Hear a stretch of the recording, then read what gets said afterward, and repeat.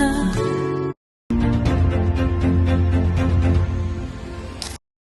Përshëndetje dhe mirë se vini në një tjetër episod të podcastit Jepi Z, ku fjalët e fuqishme dhe mesazhet e veçanta marrin formë e bëjnë burim frymëzimi për të gjithë.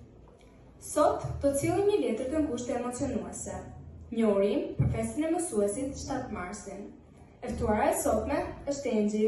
Mirë se erdhe Engji. Përshëndetje, mirë se u gjeta. Në letër nuk gjejmë asnjë emër apo person që ju i drejtoheni. Pse ke zgjedhur që të mos e vendosësh emrin e mësuesit tënd të dashur? Është bërë kjo gjë me qëllim apo është një harresë e pafajshme? Nuk kam përmendur emrin e asnjë mësuesi, as mësuesës time, të cilës ja kam drejtuar letrën, sepse doja që përmes leximit të letrës sime, çdo mësues të ndjente ato fjalë, pasi çdo mësues i meriton sepse bën më të mira për nxënësit sa herë që u shpjegon dia apo i jep dhe një formë frymëzimi. A ka patur ndonjë moment kur ti vetë je ndjerë frymëzuar nga ndonjë mësues? Nëse po, cili ka qenë ai? Ka shumë, çdo mësues ka një shembull që ne na frymëzon, por nëse do përmendja një është Zysha Melinda, që sa herë që kemi një projekt na jep shumë ide për projektin, që ne na frymëzojnë dhe na bëjnë që të nxjerrim një projekt sa më të mirë në fund. Cilat janë disa nga vlerat që nxënësit duhet mësojnë nga mësuesit sipas letrës sate? E para është përkushtimi, se si çdo mësues i përkushtohet nxënësve në mënyrë se si shpjegon, dhe ne mund të mësojmë vlerat të një pune të palodhur. Është kurioziteti se si mësuesit na bëjnë që ne të mësojmë sa më shumë, shtesë, dhe mund thoja tjetër puna e palodhshme. Mund thoja dhe besimin në të ardhmen që çdo mësues na bën të besojmë në ëndrat tona. Cilat janë disa mënyra praktike që nxënësit mund të shfaqin respekt dhe mirënjohje për mësuesit e tyre? Do thoja të sillen mirë gjatë orës mësimit, mos të u thojnë fjalë pahishme, të bëjnë detyrat e kërkuara, të marrin pjesë sa më shumë në aktivitetet që kanë lidhje me arsimin, si për shembull 7 marsi ose ditë tjera ndërkombëtare. Mësuesit janë gjithmonë pranë nesh për të na frymëzuar o të hequr, me dashuri dhe përkushtim. Dhe përmes fjalëve të letrës sate, le t'u japim atyre mirënjohjen dhe respektin tonë. Le të dëgjojmë letrën tënde.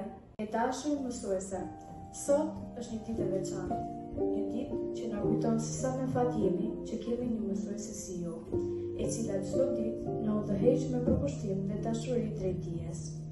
7 marsi nuk është thjesht një datë në kalendar, por një moment për të reflektuar mbi ndikimin e madh që keni në jetën tonë, mbi mundin, durimin dhe përpjekjet tuaja të vazhdueshme për të ndihmuar që ne të rritemi si individ të ditur dhe të përgjegjshëm. Nuk ka fjalë të mjaftueshme për të shprehur mirënjohjen tonë për gjithçka që bëni për ne. Ju nuk jeni vetëm një mësuese që na mësoni dije, por edhe një udhërrëfyese që na mësoni vlerat më të rëndësishme të jetës.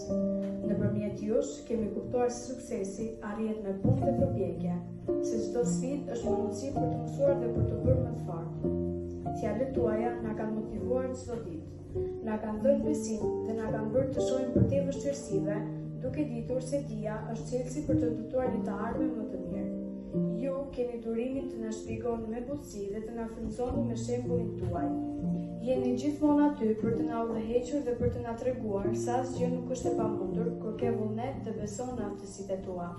Në ditën e mësuesit dua t'ju falenderoj nga zemra për çdo përpjekje që bëni për ne, për çdo orë të kaluar duke na mësuar, për çdo këshill të dhënë dhe për çdo inkurajim që na ndihmon të ecim përpara. Uroj që kjo ditë të jetë plot gëzim dhe lumturi për ju, ashtu siç ju na dhuroni neve çdo ditë. Gëzuar 7 marsin mësuesja më e mirë. Me shumë respekt dhe mirënjohje, Engji Shala. Faleminderit Engji për këto fjalë drejtuar heronjve tanë të heqtur. Atyre që shtrojnë të ardhmen duke na nxjerrë jo vetëm dije, por dhe si të bëhen një versioni më i mirë i vetes tonë. Mësuesi është dielli që çel lulet. Këtu do të ndahemi me një ndjenjë të thellë dashurie për mësuesit tanë. Do takohemi në episodin e radhës. Deri atëherë, mos harroni, jepi Z.